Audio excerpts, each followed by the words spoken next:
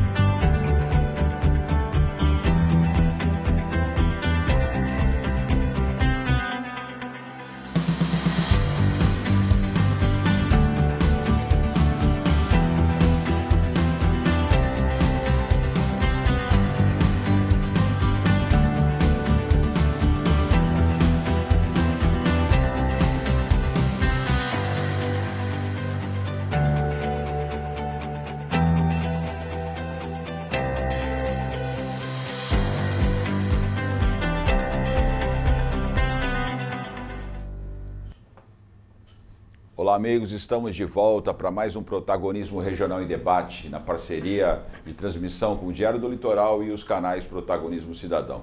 Nessa semana, no painel Governança Local, falando sobre a educação, como ela ficará no pós-pandemia, como superar os desafios da educação, que é um tema tão complexo. E para falar disso, é claro que eu teria que trazer no estúdio, nessa semana, 2 grandes amigos de educação, Lucielena Cordeiro, que é nossa companheira aqui na plataforma Protagonismo Cidadão, e o Hélio Alite, que além de consultoria em logística, também é professor, né, Hélio? Que acho que é o que você melhor faz, aí a gente acompanha o trabalho. Sejam bem-vindos, Lúcia, Hélio. Agradeço, né, o convite, estar com vocês. E o tema, né? Eu acho que o tema urge.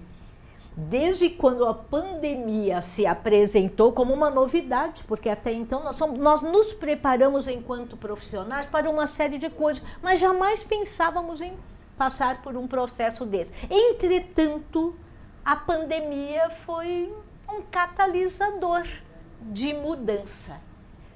A educação já exigia esse dínamo acelerador.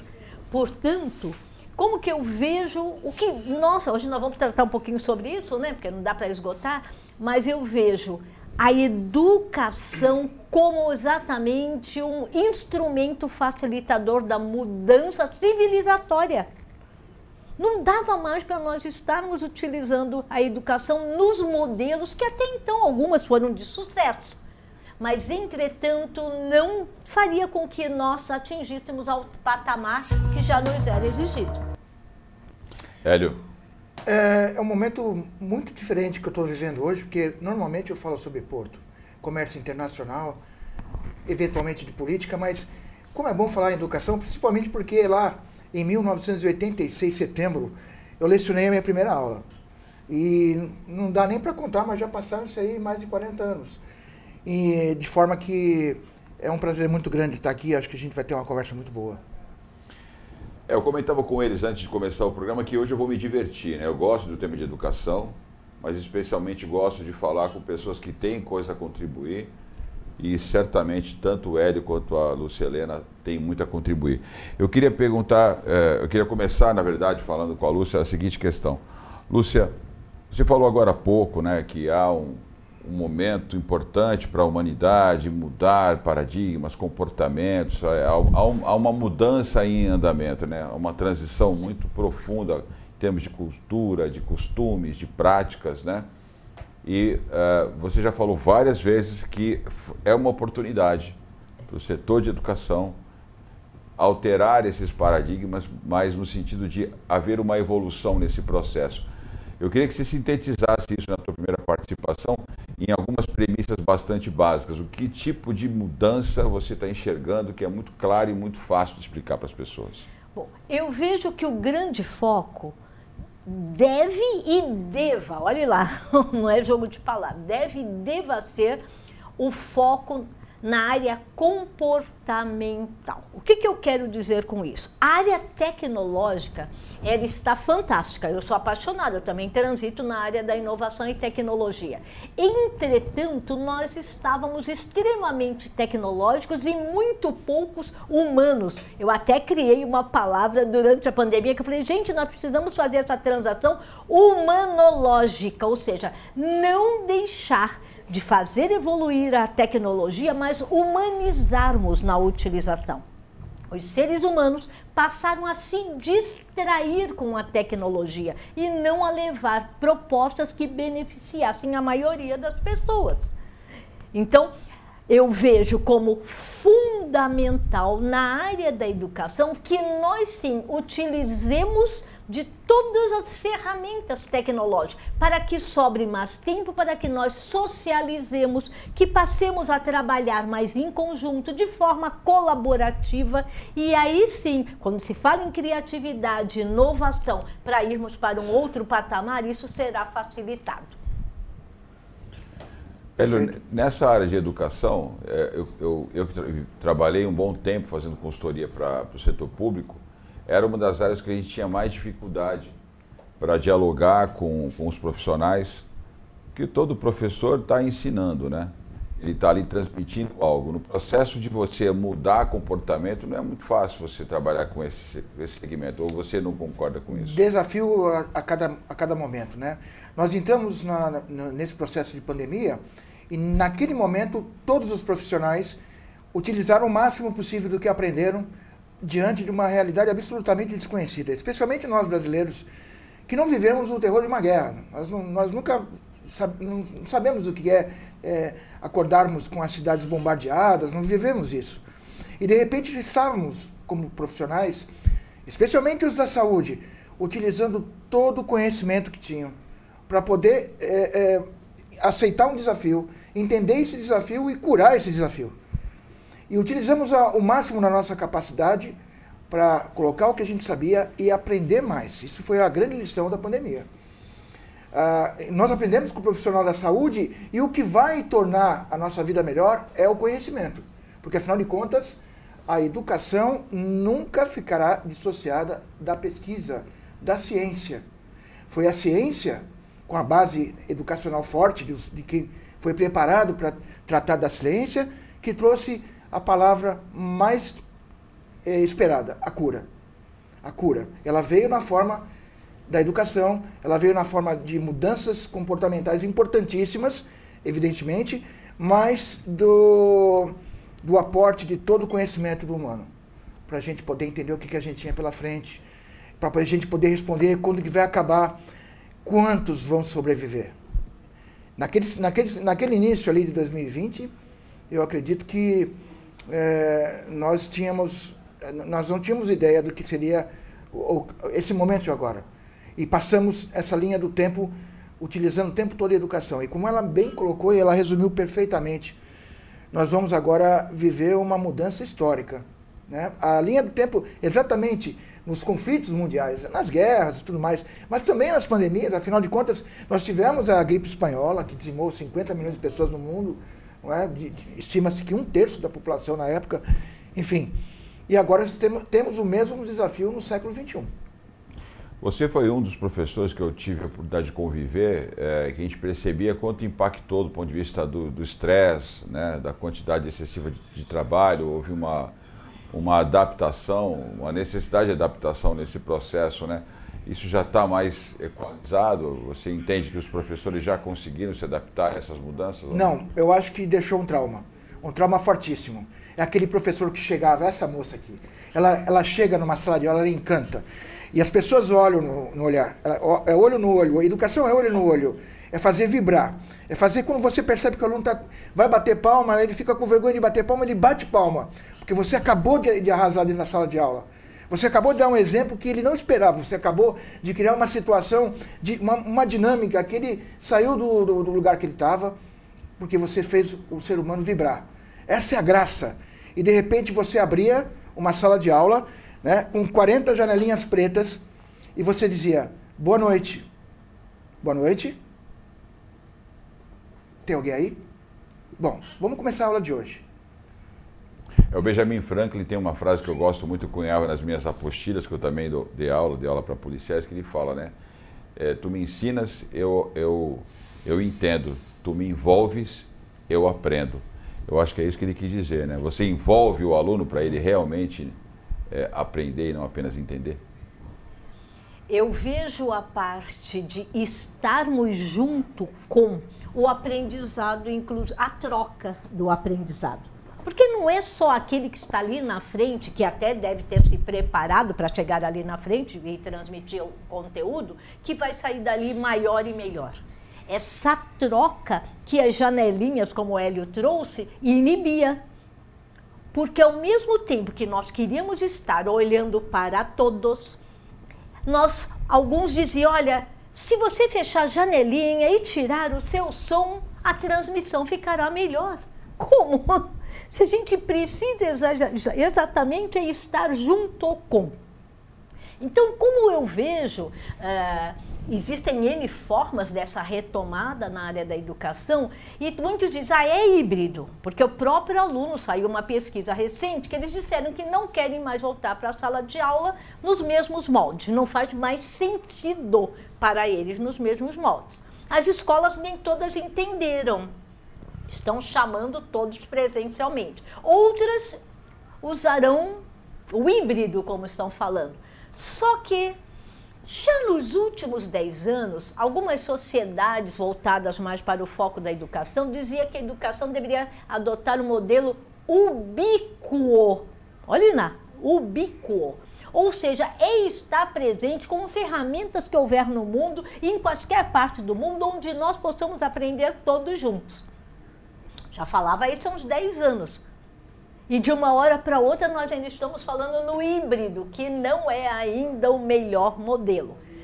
Temos que estar juntos, sim, temos que usar a tecnologia, sim, mas não somente também no espaço escolar, porque hoje o mundo provou que ele é. Nós somos globais, a própria palavra humanidade significa uma unidade.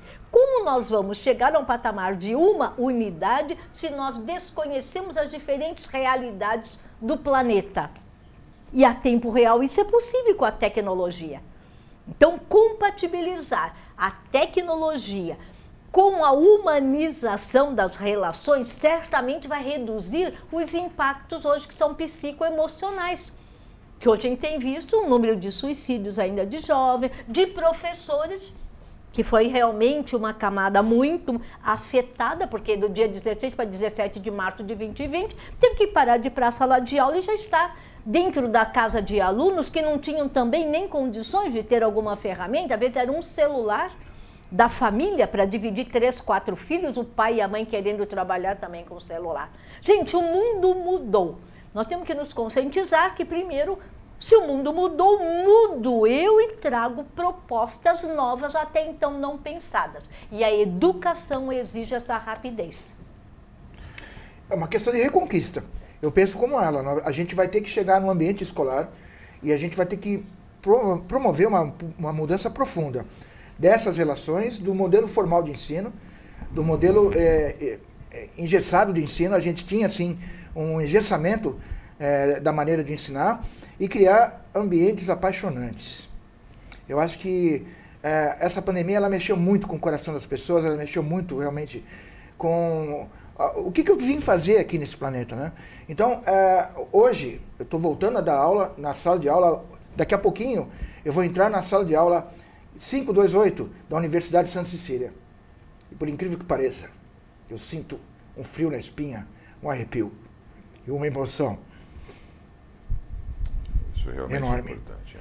Eu comecei a lecionar em 86 e hoje vai ser como se fosse o meu primeiro dia de aula. Perdão.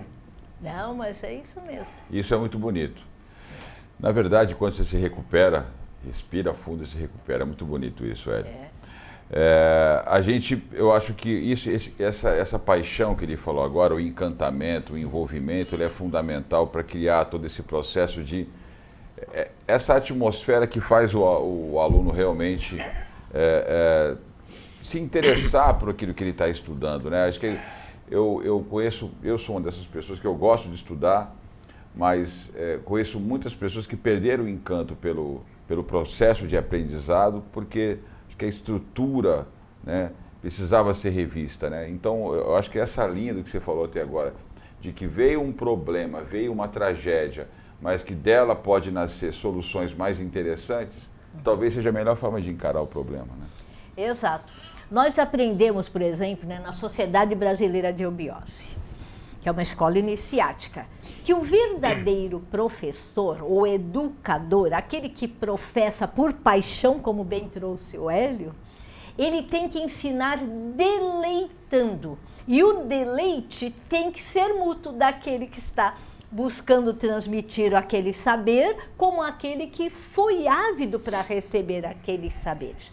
Então, essa frase, né, o importante é o ensinar deleitando, porque quando eu me deleito, eu me permito continuar pesquisando, conversando com outras pessoas que enriqueçam aqueles saberes. Eu não me limito àquilo que eu vi dentro de uma sala de aula, seja ela agora presencial ou virtual. Mas para isso, nós temos que também qualificar os educadores. Hélio, eu percebi, dando aula nos últimos anos, o quanto hoje está complicado você colocar um posicionamento em sala de aula, correndo o risco de cada um ali, pelo seu smartphone, consultar o que você está falando. E até confrontar o que você está falando, né? E aí, quando a gente começa a refletir sobre essa quantidade de informação disponível hoje para a comunidade escolar, para os alunos, enfim, para todo mundo, o quanto é importante a capacidade de análise crítica do que está sendo ensinado, falado, né? Os próprios professores, como eles estão se comportando em sala de aula. Não seria o caso de a gente começar a pensar também mais profundamente sobre como essas ferramentas podem ser usadas para modificar um pouquinho a estrutura de conteúdo, de como é que a gente... Vamos dar um exemplo mais prático. Olha, X horas aula. O que significa isso nos dias de hoje? Né? Hoje o aluno, fora da sala de aula, ele tem um acesso gigantesco de informações. E às vezes até fora da sala de aula que ele está tendo condição até de pesquisar esses conteúdos, e talvez o espaço de sala de aula fosse o melhor momento para ele fazer o embate, né? O momento de análise crítica, de discutir, de travar as ideias, né?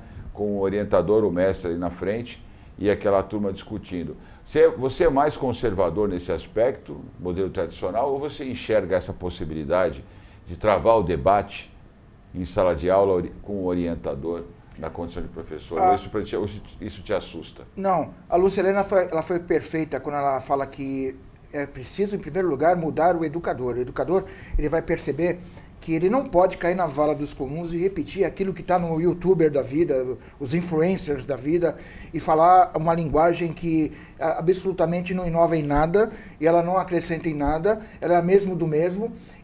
Ou seja, ou você faz um TikTok e você causa alguma reação dentro de uma sala de aula porque você dançou ou fez uma vozinha diferente, ou então você vai surpreender o aluno utilizando mais inteligência. Então, nós precisamos travar aqui uma cruzada em torno, em direção de uma nova inteligência educativa, daquela que ela vai sair fora do que está no panelão, né, no bacião. Todo mundo quer lacrar, né? Mas Isso. será que isso está impactando realmente a formação do aluno, né? É um momento que a gente está passando, é uma moda. Definitivamente uma moda. Difícil de entender, mas nós já vivemos isso em outros momentos. O próprio movimento hippie, né, no final da década de 60 e o início da década de 70, ela causou, vou dizer assim, uma rachadura no conservadorismo. Era a lacração da época. Sim, lacração da época. Hoje, ela está mais polarizada, ela está mais perversa. É muito simples como você acaba e cancela uma pessoa. A palavra cancelar uma pessoa, ela é recorrente, então você tem que tomar muito cuidado com o que você fala. Ao mesmo tempo, você não pode ser o tempo todo politicamente correto e ficar falando coisas que não vão causar nada. Nossa, está terrível ultimamente. Ok? Você sente policiado o tempo todo, qualquer coisa. E você consegue mexer com a pessoa quando você vai lá na ciência, você vai buscar a informação pura, a informação filtrada, o certo, né? O certo, mas com a aplicação do que vai acontecer. E você sai desse mesmo do mesmo. Porque hoje, basicamente, todo mundo pode ser professor, todo mundo pode ensinar coisas especialmente ruins. É incrível como você é uma máquina de multiplicadora de ensinamentos de coisas ruins. No modo geral, de violência, de comportamento, de como causar, de como você destruir uma pessoa ou destruir o teu inimigo da escola ou da política, do outro time de futebol. Isso sempre aconteceu, mas era num campo muito mais amigável, né? Hoje você usa as ferramentas, especialmente o cyberespaço, você usa a comunicação que nós temos, esse bendito do celular que está aí, e ele vai continuar com a gente um bom tempo, né? Mas nós temos que mudar isso também, né? Agora, eu vou acreditar, né, e sou parceiro do que ela falou, do ponto de vista que o educador vai ter que se refazer.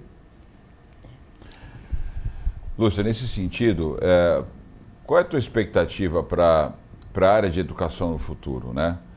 Vou tentar ser mais específica no meu questionamento. Muita gente acha que a atividade de professor de educação ela se restringe à sala de aula, né? Não entende que há uma preparação de aula, há um processo de correção, de orientação. O educador tem que estar se qualificando o tempo inteiro. Então, é realmente uma atividade desgastante. Para quem leva isso a sério, né? O ideal é que todos os professores tivessem uma quantidade menor de turmas para se dedicar mais a essas turmas e compreender o processo, o impacto que está sendo transmitido. Mas eu sinceramente não vejo com muito otimismo essa mudança de cultura, né? A tendência parece que é colocar mais alunos, né? E o professor não consegue acompanhar esse processo. Como é que você está vendo o futuro? Você acredita que essa atividade tende a retomar uma valorização, ou você entende que ela não vai ocorrer, a não ser que haja um processo de disrupção muito profundo do que é a atividade educacional hoje, o que foi no passado e no que ela se transformou? Bom, o mundo já exigia disrupção total, em primeiro lugar. Hoje se fala em metaverso. E quando você fala que você vai viver no metaverso, que era como se fosse uma Second Life, lembra? Isso também me apavora na medida em que você não constrói uma realidade, você vive no mundo do irreal e sai para o mundo da realidade, e isso pode frustrar. Eu vejo que o educador ele tem que ser um facilitador desse processo de transição.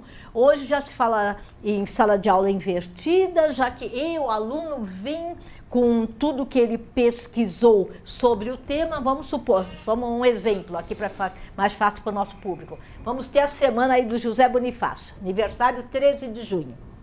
O educador pode propor: gente, pesquisem sobre José Bonifácio de Andrade Silva, seus irmãos, e o papel deles dentro do bicentenário agora da independência. E dá um tempo, cada um faz a pesquisa, começam a debater, criar, inovar, apresenta de diferentes formas, permite a criatividade. Um vai fazer uma peça de teatro, outro vai escrever um poema, etc. E o educador, um facilitador desse processo. Mas eles também querem tecnologia. Use com disciplina também a tecnologia, dentro da posta própria. Gente, vamos lá, em 15 minutos, pesquisem no Google sobre tal coisa. Resumo não sei o quê, já vamos falar um pouquinho de português. Eu acho que o educador ele tem que não é reinventar, porque reinventar é inventar duas vezes. Eu acho que é fazer algo completamente diferente do que foi feito até agora, Sérgio e Hélio. Eu não vejo que a mesma coisa nos conduzirá ao próximo patamar. Não consigo, pode ser que eu esteja errado, mas eu não vejo que nós, também somos professor, se nós continuarmos como fizemos até então, não teremos sucesso e a evasão vai estar cada vez maior. Os alunos não vão estar conosco. O que é que fica? O que é que a gente pode aproveitar para levar para essa nova fase, se é que ela vai chegar? Que ele tem que ser proativo e que a gente não pode mais despejar conhecimento. Ele não precisa que você tenha que dizer qual é a capital da Ucrânia ou o que está acontecendo na Rússia. Na verdade, ele já tem isso bem fácil.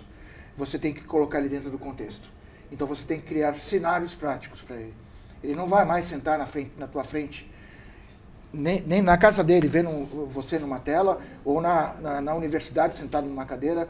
ele não vai ficar olhando para ti e escutar o autodiscurso. A menos que você tenha um discurso absolutamente arrebatador, mas você tem que criar cenários práticos para ele entrar dentro de uma realidade e ele produzir alguma coisa. Ele não quer se sentir inútil. Ele não quer ficar absolutamente passivo dentro desse contexto.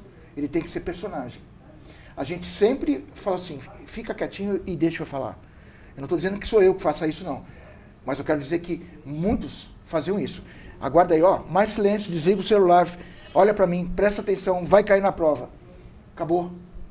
Acabou. Você tem que criar contextos. Isso aí exige muito trabalho, exige muita inteligência do professor, para que ele possa colocar na prática essa nova dinâmica. Mas definitivamente eu não quero ninguém mais na minha vida em janelinha preta ou olhando para minha cara e torcendo para o relógio passar e ir embora. Isso não existe mais. E por mais que eu tenha um poder de tirar esse aluno da cadeira e mexer com ele, para ele odiar a minha matéria, ou ele ficar absolutamente apaixonado pelo que eu estou falando, a ponto de chegar em casa e falar assim, acabei de ter uma aula inacreditável, o cara é muito bom. Isso não funciona mais. Não vai ser assim que vai acontecer. A gente vai ter que ter uma... exatamente, reinventar uma palavra forte. Mas vai nascer um outro professor. Está nascendo um outro professor. Eu estou nessa data de nascimento.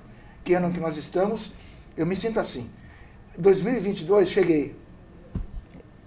E os prejuízos, Lúcia, com tudo que aconteceu? Porque ficou aí um gap, né?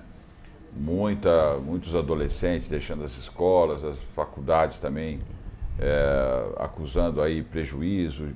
Então, como é que fica esse período, como é que fica essa lacuna, né, nesse processo todo? Como é que a gente recupera isso? Olha, nós vamos ter que reinventar uma série de processos, procedimentos, formas de nos apresentar, etc. Por quê? Pesquisas agora da semana passada disseram que os alunos perderam de 5 a 6 anos em 2 anos. Já não vinham bem nos seus resultados, principalmente em português e matemática. E nesses 2 anos é como se fosse a equivalência de perda, porque até esqueceram, não lembram, a retomada do básico, ou seja, mesmo um professor melhor preparado, e quando ele chega agora na sala de aula, ele não está conseguindo levar aquilo que ele se preparou, ele tem que retornar para que ele possa dar continuidade. E eu vejo mesmo, estão falando num programa de protagonismo, o aluno tem que ser protagonista nessa hora. Então, ir junto com esse facilitador, professor, educador, até o nome a gente já nem sabe se a gente merece o mesmo nome ou vamos ter que criar um novo qualificativo. Eu gosto muito dessa visão, já defendi ela várias vezes, isso inclusive é pauta da plataforma do Protagonismo Cidadão, né? Que escolas e universidades se transformam em comunidades de verdade, centros de cidadania de verdade, né? Eu sou um crítico, eu costumo dizer o seguinte, uma universidade, ela, antes de promover uma educação de inclusão, ela tem que ser inclusiva. Antes dela falar de segregação de resíduo irreciclável, ela tem que reciclar. Antes dela falar sobre reaproveitamento energético de água, de luz solar, ela tem que praticar isso. Porque é muito mais eficaz você educar alguém pelo exemplo. Ele fala muito mais alto. Então, quando o aluno chega na escola e ele encontra a horta comunitária na escola dele, ele encontra um sistema de segregação de resíduo na escola dele, e ele segrega isso no dia a dia, quando ele vê a escola dele construída com aproveitamento de luz solar natural, com reuso de água, então aquilo faz parte da vida, a comunidade dele vive isso. E eu estou chamando a atenção sobre isso para vocês, porque eu acho que isso não pode mais ficar no campo da utopia. Eu acho que nós precisamos perseguir esses processos, porque eu estou indo ao encontro que você falou agora há pouco, e a própria Lúcia. Nós vamos ter que ir para a aplicação. Não dá só para ficar querendo o aluno passivo. Se nós criarmos uma comunidade que exerce valores que a gente vem perseguindo, como moda, mas que não são levados para a vida prática, não seria uma forma mais rápida de acelerar essa mudança, essa disrupção, esse novo modelo de aprendizado, onde o professor ele se torna esse facilitador e o aluno está ali assumindo o papel de protagonista, pesquisando, discutindo criticamente? Como é que você vê esse processo? Você acha que está muito longe? Não, ele tem que ser... A gente tem os exemplos das carreiras em que você tem os laboratórios, você tem as práticas. Eu estou falando do médico, estou falando do engenheiro, estou falando do dentista, estou falando de várias carreiras em que o tempo todo você está produzindo. Então a palavra você criar, produzir, elas são muito importantes em todos os níveis educacionais. A gente começa fazendo a coisa certa. Quando a gente está lá na escola básica, a gente está plantando feijãozinho, a gente está com a nossa hortinha, a gente está fazendo o caminho certo. Em um determinado momento, especialmente no ensino médio, há uma ruptura disso tudo. E você fica num buraco negro, vamos dizer assim. Num limbo. Num limbo, onde você sabe que... Eu posso pular o ensino médio, eu estou pensando em fazer uma carreira universitária, eu não quero estar aqui. E ali começa, vou dizer, uma grande ruptura do nosso processo, da nossa sistemática de ensino. Não acontece em outros países, eu tive a oportunidade de estudar em outros países, isso não acontece. O ensino médio ele é muito prático, em vários lugares é exemplar. Não vou nem citar exemplos como a Coreia do Sul e os países do norte europeu, onde eu tenho mais afinidade, mas essa ruptura do ensino fundamental até o ensino superior, ela é muito destrutiva. Você cria uma escola de alienados. Você não ensina nada.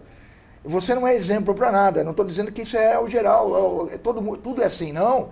Existem escolas que já mapearam isso e tem uma outra estratégia e tática, coisas que os professores adoram, táticas e estratégicas. Você tem que ter mais operacional. Você tem que realmente colocá-lo como protagonista, você tem que realmente colocar ele dentro do ambiente produtivo. O mundo está precisando de soluções na área ambiental, na área de segurança, na área de um monte de coisa. Então, é o campo para você ter práticas. Não importa qual é a carreira que ele vai ter, mas você não pode perder aquele pique que você começou na escola em que você aprendeu a pintar, você aprendeu a desenhar, você mexia com massinha, você ia brincar com teus colegas. Tá? A gente perde tudo isso, em 4, 5 anos a gente perde tudo isso. E é aí que a gente começa a entender o grande abismo do ensino atual, especialmente quando chega no ensino superior. Lúcia, essa viagem que eu fiz agora com o Hélio, eu estava pegando a tua fala para tentar contextualizar. Veja, nós estamos indo para um novo momento de disrupção, de inovação tecnológica, mas eu perguntei para você, o que vem, o que a gente preserva, o que a gente traz como tradição para promover essa inovação. E é interessante que quando a gente fala de comunidade escolar, comunidade universitária, nós estamos falando em retomar tradições do passado, onde ali acontecia muita coisa. Então a pessoa tinha um vínculo com aquela instituição, com as pessoas, com os alunos, só que agora, no momento onde a tecnologia permite um acesso fabuloso a informações por parte dos alunos e professores, o que permite acelerar muito esse processo. Ou seja, essa comunidade, ela vira o mundo. Né? Como é que você vê isso? Uma escola que é o próprio mundo, uma universidade que é o próprio mundo, porque todas as informações estão ali nos dispositivos eletrônicos, com uma quantidade de profissionais que se preparem continuamente para compartilhar esse mundo nessa comunidade escolar. Você vê isso com otimismo ou eu estou falando muita bobagem? Não, não está falando bobagem. E eu digo assim, eu sou uma entusiasta de um processo de transformação através da educação. Eu creio nisso, nessa possibilidade de transformação. Quando, há uns anos atrás, isso acho que uns 15 anos, hein, gente? Usava-se a expressão glocal. O Hélio deve lembrar que nós deveríamos nos preparar para sermos glocais. Ou seja, pensar globalmente, pensar no que o mundo já produz globalmente para colocar nas práticas locais. Ou seja, nas minhas comunidades. No bairro onde eu moro, na escola. Eu nunca vi essa expressão, mas foi exatamente glocal. Isso que eu perguntei. Né? Você tem o mundo nas mãos, mas você está trazendo aquilo para uma aplicação naquela comunidade onde você vive. Pensar globalmente e agir localmente. Exatamente. Isso aí é década de 90, Exato. Forte demais, em todos os lugares. A mundialização, enfim, a cidadania do ponto de vista mundial, o cidadão mundial, nós ouvimos tudo isso. Mas ela tem que trazer para a realidade local, né? Você tem Sim. que organizar a comunidade local, Sim. senão aquilo se perde, fica pueril demais, né? Fica... Se nós tivéssemos um olhar voltado às melhores práticas adotadas nos diversos setores no planeta e cada um aplicando, lógico, dentro da sua realidade, customizando, porque tem cultura e possibilidades locais. O mundo já seria, nesses 20 anos quase, né, mais de 15 anos, Hélio, uma coisa completamente diferente. Eu não precisaria sair daqui e ir para estudar na Finlândia ou na Coreia, etc. Agora, a Coreia e a Finlândia vêm até aqui. Por que eu não me aproprio desses saberes e dentro das minhas comunidades, onde eu esteja, seja da igreja, da escola, do bairro onde eu moro, por que nós não, a nossa atuação ainda não é protagonista? Mas reclamar todo mundo sabe bem. Né? Eu sempre falo aqui, quando eu tenho oportunidade, você até mesmo contigo que estudou os métodos de justiça restaurativa, eu aprendi nos círculos restaurativos o quanto é possível fazer com muito pouco. Sim. Pela técnica dos círculos restaurativos, você tem um objeto de fala, o bastão, um teto, né? Um teto, um facilitador qualificado e um círculo. E com esse teto, isso aí é de uma tradição até de povos indígenas, né? Então você consegue trazer um processo de restauração, de pacificação de conflitos, usando uma técnica muito simples, uma estrutura muito simples. Eu acho que esse é um exemplo muito interessante de quanto pode se fazer apesar da pouca estrutura muitas vezes, né? Falta muitas vezes esse aspecto motivacional para as comunidades também, para entender, gente, não vamos nos esbarrar apenas na falta de estrutura. Vamos tentar melhorar a nossa atuação, apesar das condições. Você concorda com isso? Concordo e é possível. Hoje, cada vez o mundo também fala, fazer mais com menos e com aquilo que já está no local onde você está. Quando a gente fala em círculos restaurativos, eu lembro que há mais de 30 anos eu fiz um treinamento junto com povos tupis guaranis. E ali era assim, à noite, em volta de uma fogueira, sempre começando alguém com a maraca, que é o bastão da fala. Então, se for, vamos discutir sobre a plantação do milho do mês, que está na época. Alguém fala, o outro passa o bastão para que agregue aquilo que foi falado. Se não tiver nada a acrescentar de bom, passa a maraca para o outro, ou seja, todo mundo trabalhando colaborativamente. E Hélio, você não tem noção, talvez tenha, o impacto que é você não poder falar. Não, o bastão passa para alguém, você não pode falar, então você tem que ouvir. Você treina a escutatória. Exato. Você precisa ouvir o outro, por incrível que pareça, as pessoas não estão treinadas a ouvir. E aí essa técnica estimula a escutatória, né? Ou a escuta ativa. E aí você se coloca no lugar daquela pessoa que está com o objeto de fala, o bastão de fala, e é uma técnica sensacional, incrível. Então eu fiz esse comentário, para poder completar, né, Lúcia, porque a gente fica preso só à estrutura.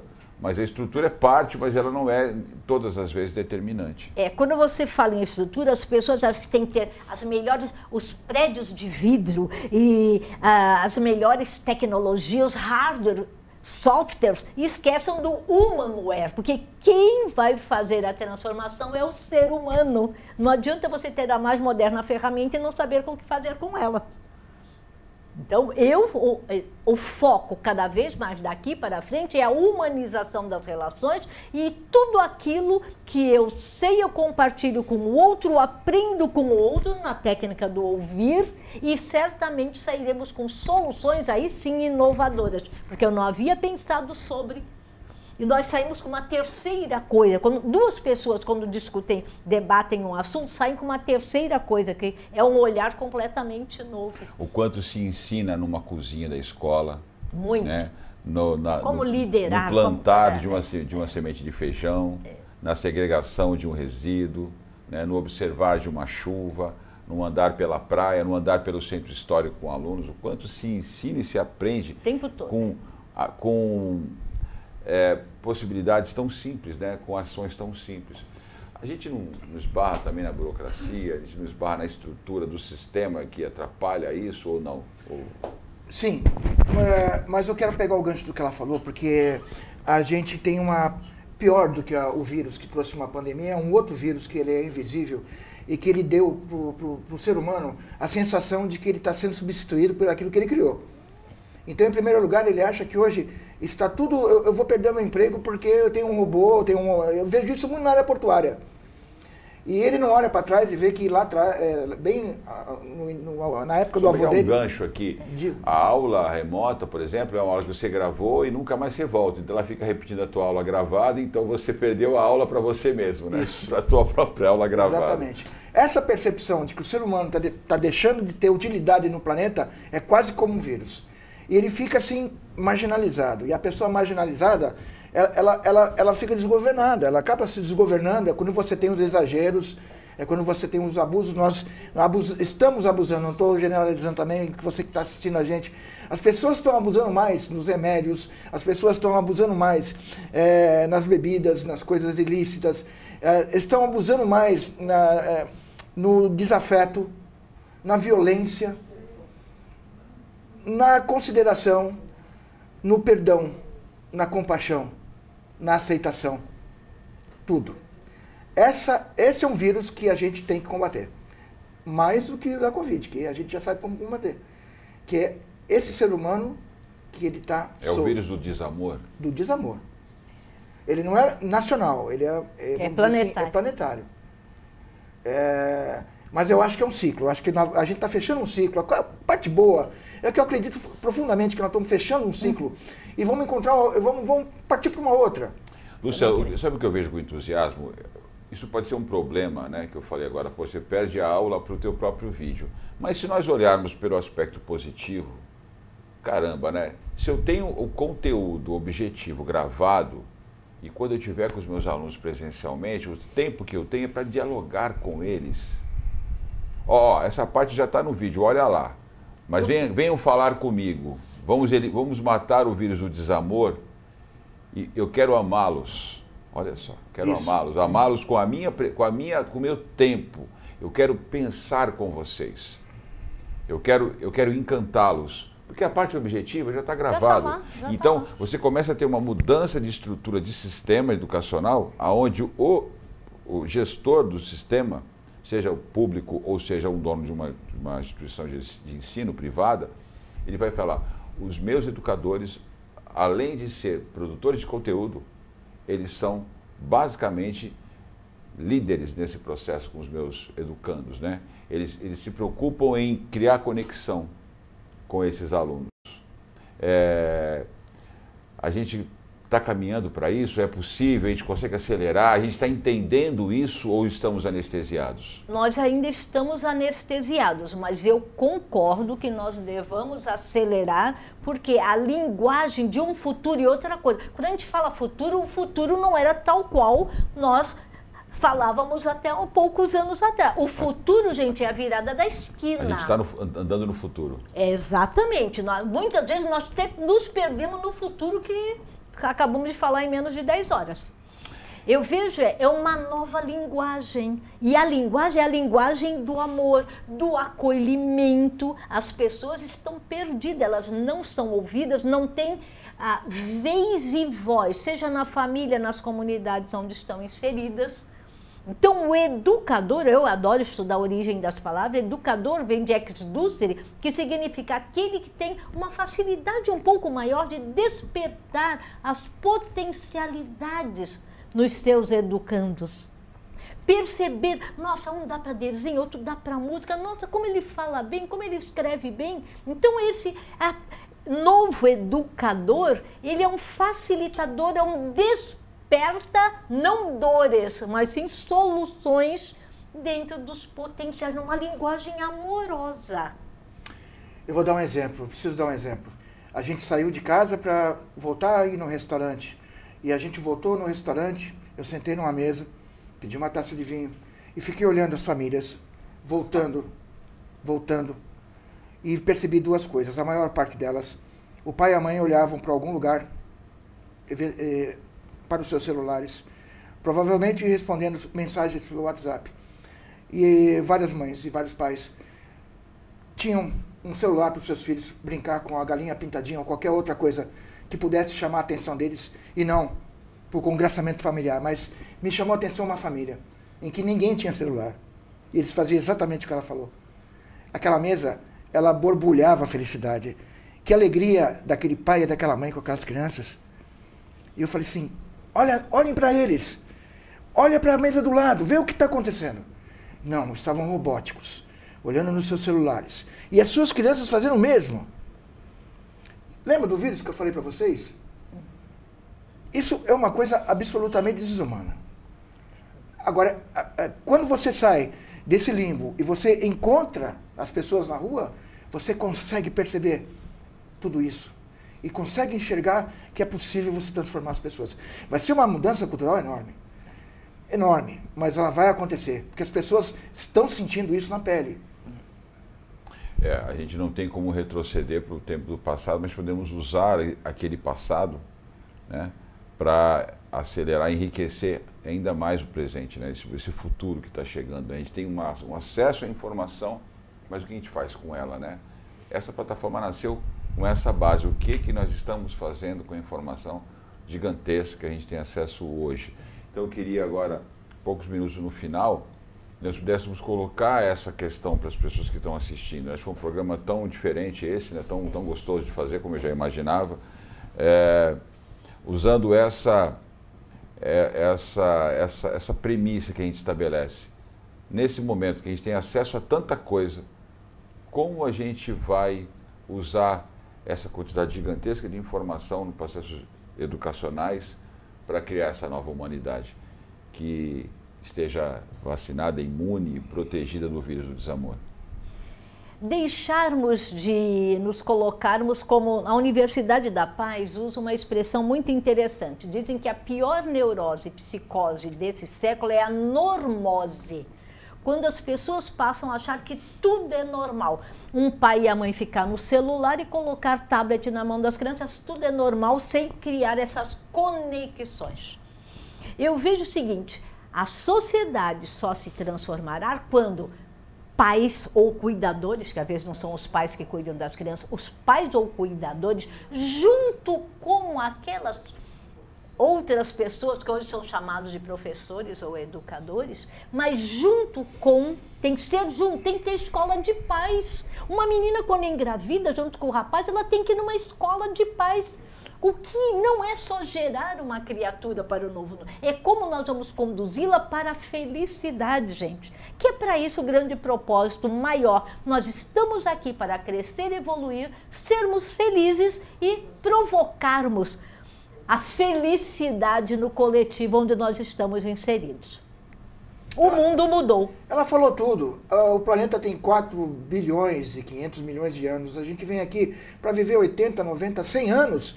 E a gente vem aqui para fazer o quê? A gente tem que causar. A gente tem que causar o quê? O bem. Tem gente que vive 80 anos prejudicando os outros, fazendo mal. Repito, a Terra tem 4 bilhões e 400 milhões de anos. Nós vivemos 80, 90, 100 anos. Que seja 120 ainda. Que seja 120. Vem para cá, criatura, para causar o bem, para ser feliz, para fazer os outros felizes, para ensinar, para se doar, para se entregar, para acontecer, para salvar, para curar. Hoje nós temos que consertar. Isso é ser protagonista, né? Exato. Exige ação, atitude diferenciada, não mais do mesmo. Mas nós temos competência e potencial para promover e rápido essa transformação.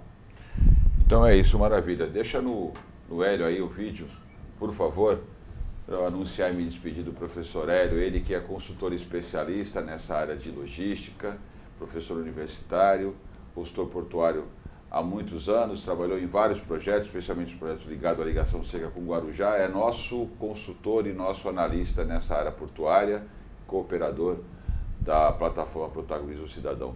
Hélio. Que maravilha, que tarde maravilhosa, um momento maravilhoso, a gente poder... Joguei meu celular, não sei se vocês perceberam, o meu celular caiu no chão, não sei se quebrou a tela. Tomara que tenha quebrado a tela, porque foram momentos em que eu esqueci que existe um celular no planeta Terra. Então, estou muito gratificado. Lu, França, é isso aí. Sem palavras. Obrigado pelo convite, por falar de um assunto que há muito tempo eu não falava. É isso aí, até se emocionou, né?